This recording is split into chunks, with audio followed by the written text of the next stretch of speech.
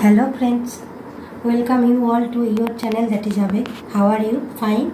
I think you all are fine and I am also fine. So dear students, today I have come to you with a new video and the topic is some important rules about noun. ঠিক আছে? তো important rules নিয়ে বলবো। আগের ভিডিওতে তো আমি বলেইছি বিভিন্ন ক্লাসিফিকেশানগুলো এবং তাদের নিয়ে বিভিন্ন ডিটেলস ডিসকাশন। তো এখন রুলসগুলো করবো। এর কারণ কি, কেন কি বিভিন্ন কম্পিটিটিভ এক্সামে দেখবে বা স্কুলের বিভিন্ন এক্সামে দেখবে এরর কারেকশন পড়ে, মিসস্পেলড থাকে, যেমন তেমনিভাবে সেন্টেন্সের স্ট্রাকচারের মধ্যে ভুল থাকে। তো most of the error parts came from তোমাদের পার্টস অফ স্পিচ। ঠিক আছে? তো প্রত্যেকটা পার্টসই যখন আমি করাবো, নাউন প্রোনাউন প্রত্যেকটা ভাগ ইন ডিটেলস আফটার কনসেপশন কী করবো, আমি যখন এই কনসেপ্ট ক্লিয়ার করা হবে এগুলো সব রুলসগুলো করাবো। তো নাউনের ক্ষেত্রেও তাই আজকে আমি সাম ইম্পর্টেন্ট রুলস অ্যাবাউট নাউনটাই করাচ্ছি। ঠিক আছে? তো নাম্বার 1 রুল কি, নাউনের অ্যাট ফার্স্ট প্রপার নাউন দিয়ে স্টার্ট করছি। প্রপার নাউনের ক্ষেত্রে দুটো রুলস আছে। একটা হচ্ছে প্রপার নাউন স্টার্ট হয়, proper noun they always start with capital letter. Okay,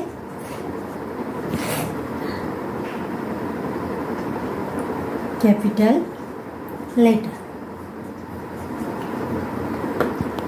Always proper noun starts with capital letter. Number 2 কি না, proper noun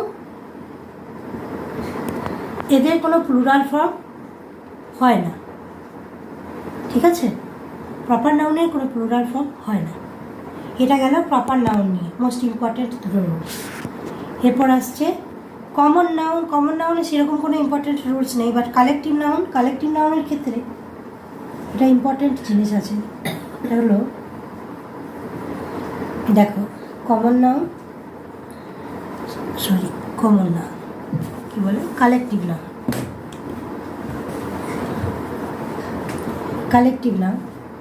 কালেকটিভ নাউন কিছু কিছু কালেকটিভ নাউন আছে যেগুলোকে আমরা কখনো কখনো সিঙ্গুলার হিসাবে ইউজ করি, আবার কখনো কখনো প্লুরাল হিসাবে ইউজ করি, মানে তাদের সাথে যে ভার্বটা নিই। তো কখন কালেকটিভ নাউনের সাথে সিঙ্গুলার হিসাবে ইউজ করবো আর কখন এবার কালেকটিভ নাউনের সাথে ভার্বটা প্লুরাল হিসাবে ইউজ করবো। দেখবে কখনো কালেকটিভ নাউনের মধ্যে আমরা উদাহরণে কী পড়েছি, টিম পড়েছি, আর কি পড়েছি, কমিটি, তাই না? তো এগুলোর ক্ষেত্রে যখন কোনো একটা ফাংশন, যে ফাংশনটা করছে সবাই মিলে, সবাই একই পারপাসে কাজ করে, ঠিক আছে, প্রত্যেকের ডিরেকশনটা এক, সেক্ষেত্রে সকলে মিলে একজনকে বোঝায়, সেই কারণে এরা সিঙ্গুলার ভার্ব ইউজ করে। বুঝতে পেরেছ? যেমন ধরো একটা সেন্টেন্স বলছি, the team takes R decision.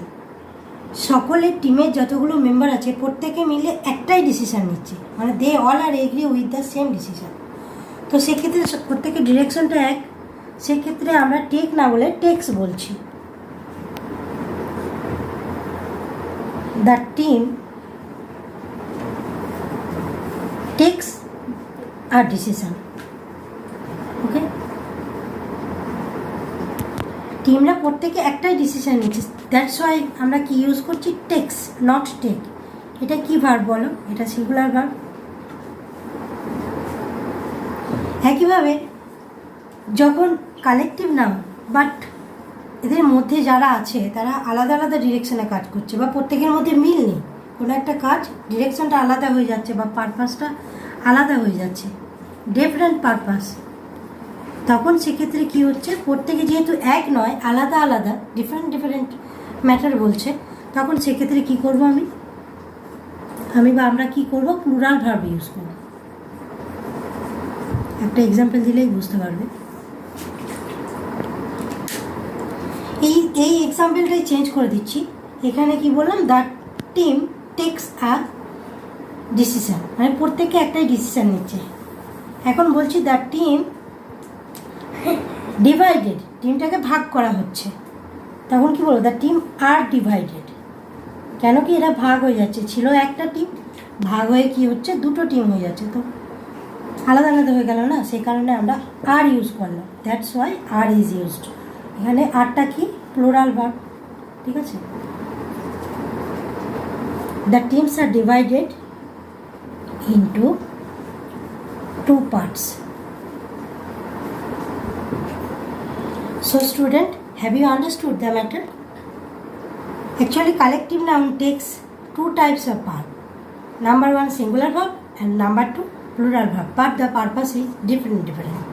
When all the members of a team or of any collective noun, okay, they do the same types of work, বা বলতে পারো তাদের ডিরেকশনটা সবসময় একরকম, তখন সেক্ষেত্রে আমরা ইউজ করছি সিঙ্গুলার ভার্ব। যখন তারা আলাদা আলাদা পারপাসে ইউজ হচ্ছে বা ডিভাইডেড হয়ে যাচ্ছে এরকম বোঝাচ্ছে, বা ডিফারেন্সিয়েশন আসছে, তাদের মতভেদ আসছে আর কি মতামতের ক্ষেত্রে, তখন সেক্ষেত্রে আমরা সিঙ্গুলার ভার্ব ইউজ করছি, তখন আমরা প্লুরাল ভার্ব ইউজ করছি।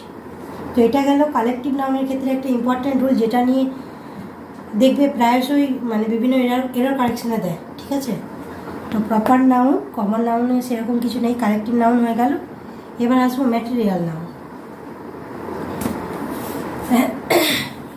উপরের পার্টটায় লিখি।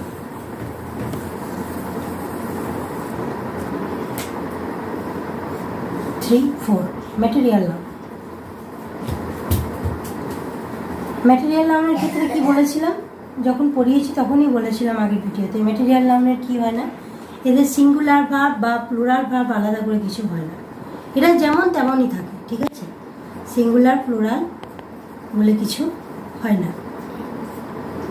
উড তো উডই, উড একটা উড, দুটো উড, তিনটে উড হয় না। উডটা যখন আমরা কাটি লগ হিসাবে, ঠিক আছে, গাছের গুড়ি বলো বা কোনো কিছু পিস পিস করি, তখন আলাদা আলাদা সেগুলো শেপ হয়, সেগুলোকে আমরা কাউন্ট করতে পারি। তো সেগুলোর ক্ষেত্রে আমরা সিঙ্গুলার প্লুরাল ইউজ করতে পারি। যখন আমরা বলছি wood, plastic, silver, gold, they are not be counted, তাদের কাউন্ট করা যায় না, সেই কারণে তারা সিঙ্গুলারও নয় প্লুরালও নয়। ঠিক আছে? এরপর অ্যাবস্ট্রাক্ট নাউন। অ্যাবস্ট্রাক্ট নাউনের ক্ষেত্রেও সেম।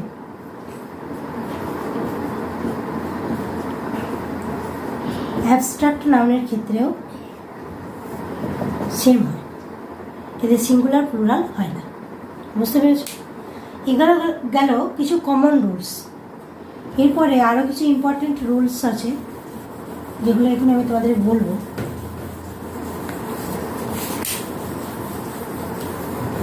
এর জন্য আমি একটা টেবিল বানাচ্ছি, টেবিল বানিয়ে বললে সুবিধা হয়। দাগ দিলাম। কিছু নাউন আছে, সেই নাউনগুলোর সাথে এস বা ইএস থাকে। ঠিক আছে? কিছু নাউন আছে, সেই নাউনগুলোর সাথে এস বা ইএস থাকে, কিন্তু সেগুলো কখনোই প্লুরাল না। দেখে মনে হবে প্লুরাল, বাট সেগুলো প্লুরাল না, সেগুলো অল টাইম সিঙ্গুলার থাকে। ঠিক আছে?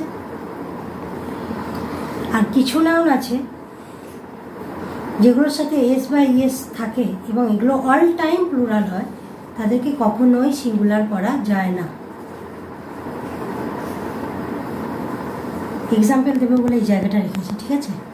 তো কিছু নাউন আছে যার সাথে এস বা ইএস আছে, তো এস ইএস থাকলে আমাদের মাথায় কী আসে, যে সেটা তাহলে প্লুরাল, বাট সেটা প্লুরাল না।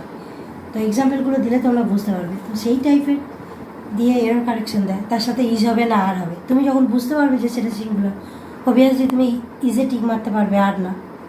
ঠিক আছে? তো তার জন্য আমাদের এটা জানতে হবে। কিছু নাউন আছে যার সাথে এস ইএস থাকে, দেখে মনে হয় প্লুরাল, বাট তারা অল টাইম সিঙ্গুলার থাকে, তাদের কখনো প্লুরাল হয় না। অ্যাট দ্য সেম টাইম কিছু নাউন আছে তাদের সাথে এস বা ইএস থাকে, বাট সেগুলো সব সময় প্লুরাল হয়, সেগুলোকে আমরা কখনোই সিঙ্গুলার হিসেবে ইউজ করতে পারি না। তো হোয়াট আর দে, সেগুলো কি সেটা জানতে হবে। যেমন ধরো mathematics,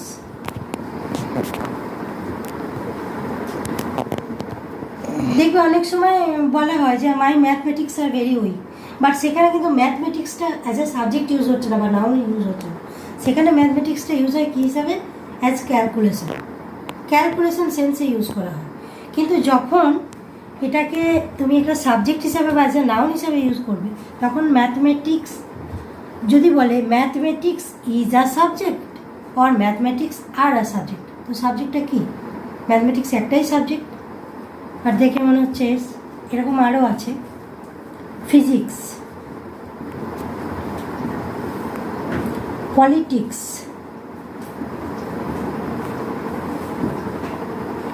mathematics, physics, politics, dynamics, statistics, news, ঠিক আছে, ethics, billiards,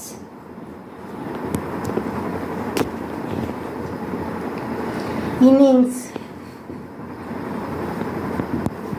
darts,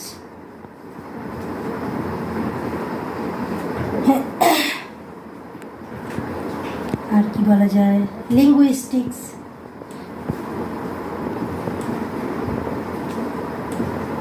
এটসেট্রা। এগুলো মনে রাখবে তাহলে মোটামুটি চলে যাবে।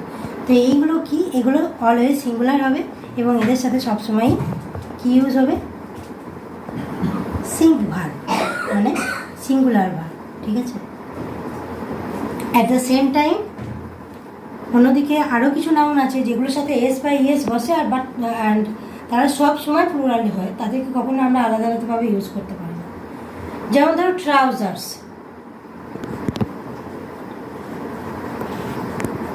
ট্রাউজার্স প্যান্টের একটা সাইড কখনো ইউজ করা যায় না, তো ট্রাউজার প্যান্টে দুটো আছে, তো এটা কখনোই আমরা ট্রাউজার বলতে পারবো না, এটা অলওয়েজ প্লুরাল নিতে হবে। সিজার্স,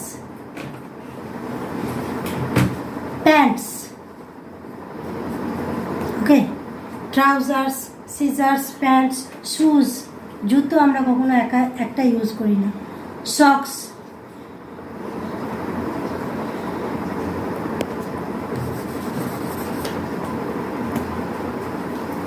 ফায়ারওয়ার্কস,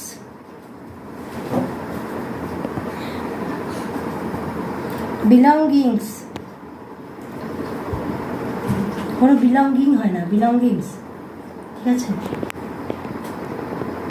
আর সক্স বলো, socks, etcetera. Trousers, scissors, pants, shoes, fireworks, belongings, socks, goggles, goggles আছে না, সানগ্লাস, এটা সবসময় প্লুরাল ফর্মে থাকে, এদের কখনো সিঙ্গুলার ফর্ম হয় না, ঠিক আছে। তো মুছে দিচ্ছি।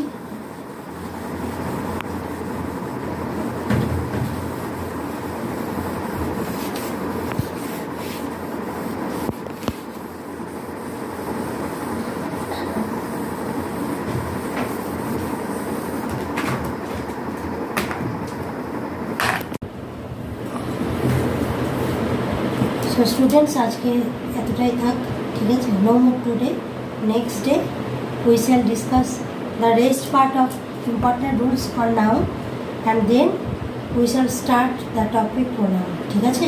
প্রোনাউনটাও স্টার্ট করবো, আর নাউনের আরও দুটো তিনটে রুলস আছে, সেই দু তিনটে রুলস যেগুলো মোস্ট ইম্পর্টেন্ট, সেই দুটো কি তিনটে রুলস, সেই কয়েকটা রুলস আমরা প্রথমে ডিসকাস করে নেব, তারপর প্রোনাউন টপিক্সটা স্টার্ট করব, ঠিক আছে।